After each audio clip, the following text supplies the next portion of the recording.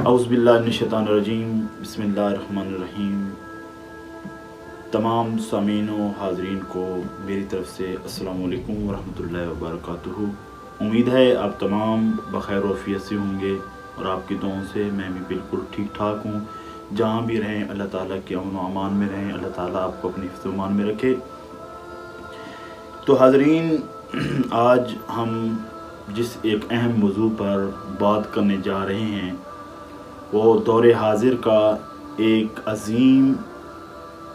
फ़िक्र अंगेज़ वाक़या है।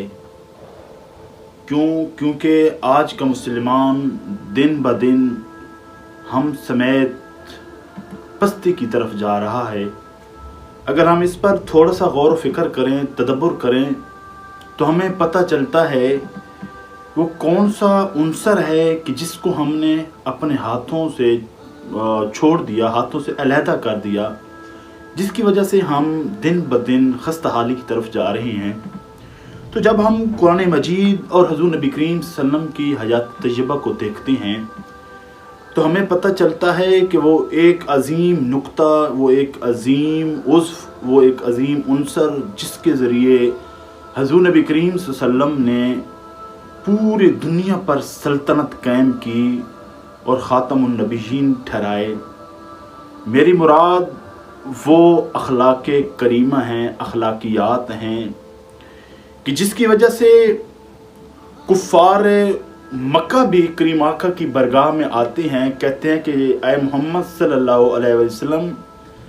हम ईमान नहीं लाते आप पर, हमें पता है हम मुसलमान नहीं हैं, लेकिन हम आपको सादिक भी कहते हैं, अमीन भी कहते हैं, क्योंकि आप अखलाक के एक आला मर्तबे पर फैज़ हैं। तो इस्लाम और शरीयत की रूह से जब हम देखते हैं किसी वाक़ये को, किसी मसले को, कुरान मजीद फ़ुरक़ान हमीद की तरफ नज़र दौड़ाते हैं और कुरान मजीद हमें हर चीज़ रोज़े रोशन की तरह अयां करके हमारे सामने रख देता है। तो कुरान मजीद वो एक लाजवाल किताब है जो मुकम्मल तौर पर हुज़ूर नबी करीम सल्लल्लाहु अलैहि वसल्लम की हयात तय्यबा की अमली तशरीह है।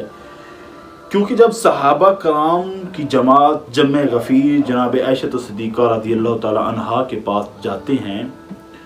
अर्ज़ करते हैं कि ऐ अम्मी आयशा सिद्दीक़ा रज़ियल्लाहु ताला अन्हा, हमें बताइए कि हुज़ूर नबी करीम सल्लल्लाहु अलैहि वसल्लम के अखलाकियात किस नौइयत के थे, आप किन अखलाक के मालिक थे। तो हज़रत आयशा सिद्दीक़ा फरमाती हैं, काना खुल्क़ुहु अल कुरान, कि हुज़ूर नबी करीम सल्लल्लाहु अलैहि वसल्लम के गोया सारे अखलाक कुरान मजीद फ़ुरक़ान हमीद ही है। तो जब हम कुरान मजीद के अंदर होतज़न होते हैं तो आयत बय्यना हमें मिलती है कि इन्नका लअला खुलुक़िन अज़ीम, कि बेशक हमने आपको अखलाक के एक अजीम मर्तबे पर फैज़ किया। और जब इसी की तशरीह हम हुज़ूर नबी करीम सल्लल्लाहु अलैहि वसल्लम के अक़वाल से लेते हैं, कौल मुबारक से लेते हैं, यानी हदीस से बय्यना, हदीस मुबारक से, तो करीम आका ने फरमाया कि इन्नमा बुइस्तु लिउतम्मिम मकारिमल अखलाक, कि बेशक मैं अखलाक की तकमील के लिए भेजा गया हूँ। तो समझिए तो हाज़रीन, ये वो अखलाकियात हैं कि जिनके बलबोते पर हुज़ूर नबी करीम सल्लल्लाहु अलैहि वसल्लम ने अपनी 63 साला हयात मुबारका गुजारी। और फिर इन्हीं से लेते हुए हुज़ूर नबी करीम सल्लल्लाहु अलैहि वसल्लम ने अपने असहाब कराम को भी ज़िंदगी गुजारने का सलीका सिखाया, बताया कि आपने ज़िंदगी कैसे गुजारनी है। इससे पहले और आपने और भी असूल मुतय्यन किए, तारुफ करवाए कि कौन कौन से असूल हैं जिन पर आप अमल दरामद करेंगे तो आप कामयाब होंगे। जिस तरह हमसायों के हकूक़ के मुताल्लिक़ हुज़ूर नबी करीम सल्लल्लाहु अलैहि वसल्लम ने फरमाया, आपकी हदीस मुबारका का मफ़हूम है कि वो मुझ पर ईमान ही नहीं लाया कि जिसका पड़ोसी भूखा रहा उसके पहलू में और उसने पेट भरकर रात गुजारी और उसको इस चीज़ का इल्म था कि मेरा पड़ोसी है वो भूखा है।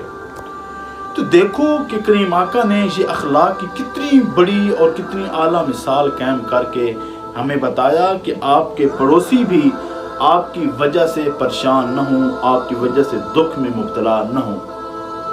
تو اسی چیز کو صحابہ کرام نے اپنے اوپر لاگو کیا، اپلائی کیا۔ تو سب سے پہلے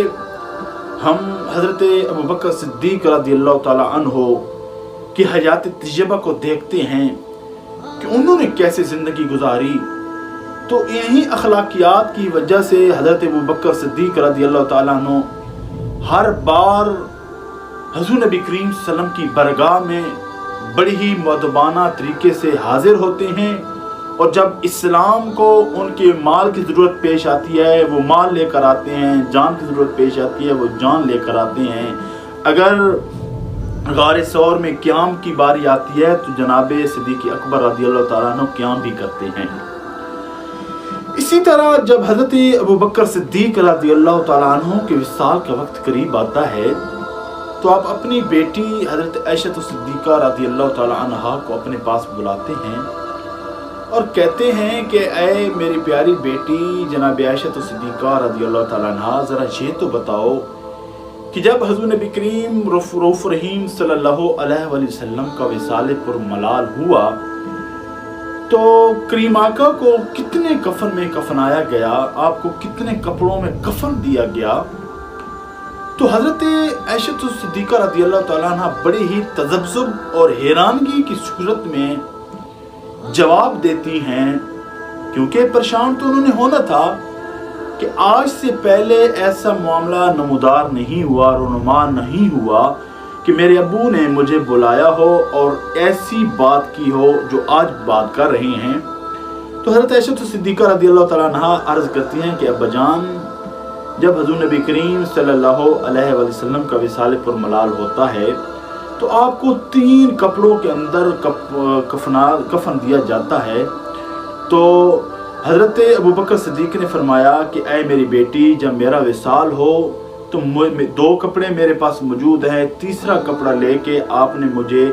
کفن دے دینا ہے، کفنا دینا ہے۔ تو آپ کی بیٹی بڑی ہی حیرانگی سے عرض کرتی ہیں ابا جان جواب کی صورت میں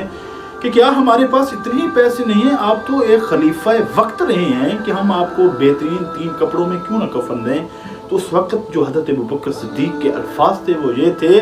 کہ اے بیٹی، جو انسان زندہ ہوتا ہے اس کو خوبصورت اور بہترین کپڑوں کی ضرورت ہوتی ہے، جو انسان مر جاتا ہے اس کو کپڑوں کی ضرورت نہیں ہوتی، بلکہ اس کے اخلاقیات ہی ہوتے ہیں جو اس کو آگے لے کر جاتے ہیں۔ تو سامعین وقار، ان تمام چیزوں سے ہمیں پتہ چلتا ہے کہ ہم اخلاقیات کو اپنی گرفت میں رکھیں اور ان پر قابو رکھیں تاکہ ہم عالم اسلام میں ایک اچھا نام پیدا کر سکیں اور اپنی زندگیاں گزارنے کا تعین کر سکیں۔ اگر میری ویڈیو اچھی لگی ہو تو سبسکرائب کریں، لائک کریں اور اپنے دوستوں کے ساتھ شیئر کر دیں تاکہ مزید ایسی ویڈیوز آپ تک پہنچتی رہیں۔ اللہ حافظ، السلام علیکم ورحمۃ اللہ وبرکاتہ۔